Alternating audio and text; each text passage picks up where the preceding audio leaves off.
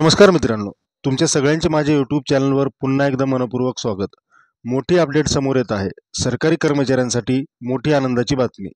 वेतनात 108% वाढ, 8वा वेतन आयोग मंजूर.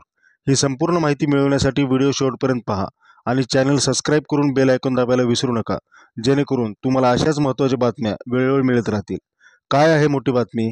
केंद्र सरकारने 8वा वेतन आयोग मंजूर केला असल्याची चर्चा आहे आणि त्याच्या शिफारसी 1 जानेवारी 2026 पासून लागू होण्याची शक्यता आहे. मात्र केंद्र सरकारने अधिकृतरित्या वेतन आणि पेन्शनमध्ये होणाऱ्या वाढीबाबत कोणतीही घोषणा केलेली नाही. 1 फेब्रुवारी रोजी अर्थसंकल्पात याबाबत मोठी स्पष्टता मिळू शकते. 8वा वेतन आयोग लागू झाल्यास कोणाला फायदा होईल मित्रांनो? 49 लाख केंद्रीय कर्मचारी आणि 65 लाख पेन्शनधारकांना थेट लाभ मिळेल.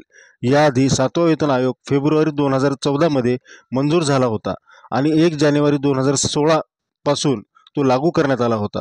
त्याचा कार्यकाल 31 डिसेंबर 2025ला संपणार आहे. वेतन आणि पेन्शन किती वाढू शकते?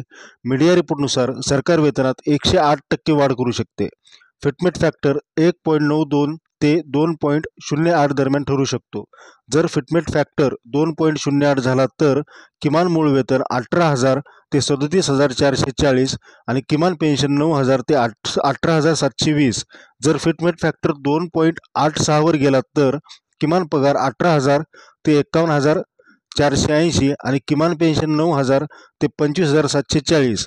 तज्ज्ञांचं मत काय मित्रांनो? माजी अर्थ सचिव सुभाषचंद्र गर्ग यांच्या मते 2026 पर्यंतचे मूळ वेतन आणि DA विचारात घेतला जाईल.